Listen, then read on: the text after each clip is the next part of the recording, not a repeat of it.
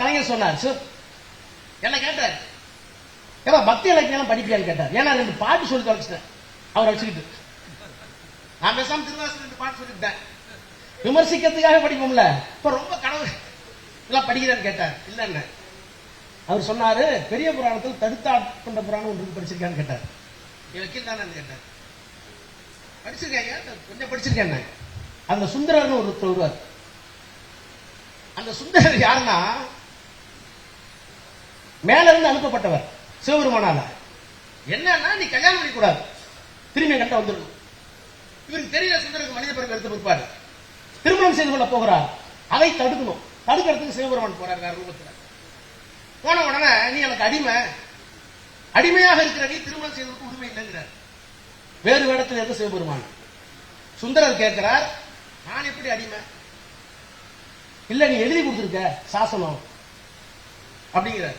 ஆனா இல்ல, உங்க முன்னோர்களே எழுதி கொடுத்திருக்காங்க, காட்டு. அப்ப சுந்தரர் கேட்கிறார், நான் அடிமை என்பதை நீ எப்படி விளக்க வேண்டும் என்று சொன்னால், ஆட்சியில் ஆவணத்தில் அன்றி காட்சியில் காட்டுவாய். இது சோர்ஸ் ஆஃப் எவிடன்ஸ். இவ்வளவுதான். இன்னைக்கு இந்தியன் எவிடன்ஸ் ஆக்ட மோடி மாத்திட்டாரு. இந்தியன் எவிடன்ஸ் ஆக்ட மாத்திட்டாரு. இந்தியாவுங்கிற பாரதங்கிறாங்க, எல்லா பேரையும் மாத்திட்டாங்க. உங்களால் மாற்ற முடியாத ஒரே ஒரு இடம் தமிழ்நாடு. தமிழ் முத்துவேல் கருணாநிதி ஸ்டாலின் மகத்தான மனிதனுக்கு பின்னால் இருக்கின்ற 1000 தொண்டர்கள். அப்போ ஆட்சியில் ஆவணத்தில் அன்றி காட்சியில். ஆட்சியில்னா கஷ்டம். சட்டம் எல்லா இடத்தையும் அங்கீகரிக்கிறது. எது சட்டம்? இப்ப நீங்க உதவிக்கு வந்தீங்கன்னா, நீலகிரிக்கு வந்தீங்கன்னா, அங்க ஒரு மலைவாழ் மக்கள் இருக்காங்க. அவர்கள் ஒரு பெண்ணை பார்த்து ஒரு ஆணை பார்த்து திருமணம் செஞ்சு வச்சுருவாங்க. திருமணம் செய்ய மாட்டாங்க, திருமணத்தை நிச்சயித்து விடுவார்கள். அதற்கு பிறகு அவர்கள் தாம்பத்தியம், உடலுறவு உட்பட தாம்பத்தியம் வைத்துக் கொள்ளலாம் 90 நாளைக்கு. 90 நாளைக்கு பிடிக்கலாம், பிடிச்சிருந்தா தான் கல்யாணம், பிடிக்கலாம் விளைக்கலாம். இப்படி ஒரு நடைமுறை இன்னும் இருக்கு. நான் புதுசா தான் சொல்லல. அதை நீதிமன்றங்கள் ஏற்றுக்கொள்கின்றன. ஏன்னா அது ஒரு கஸ்டம்ஸ் பிரிவைஸ் சொசைட்டி. இந்த சமூகத்தில் இருக்கின்ற பழம்பெரும் நடவடிக்கையை ஏற்றுக்கொள்ள கஷ்டம். அப்ப ஆட்சியில் இருக்கணும். அது இல்லைன்னா எதுல இருக்கணும்? ஆவணத்தில் இருக்கணும், டாக்குமெண்ட் இருக்காப்ப.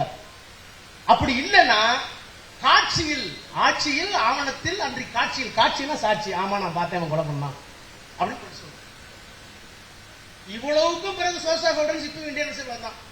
ஒண்ணு மரபா இருக்கணும், இல்லைன்னா பார்த்திருக்கணும், இல்லைன்னா டாக்குமெண்ட் இருக்கணும்.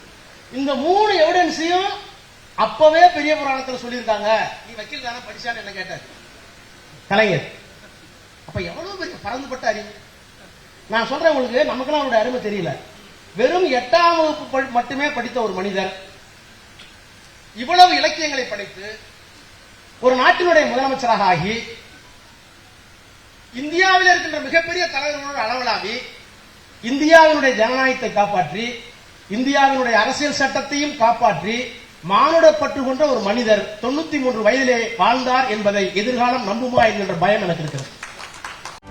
செய்திகளை உடனுக்குடனும் துல்லியமாகவும் தெரிந்து கொள்ள சப்ஸ்கிரைப் பண்ணுங்க.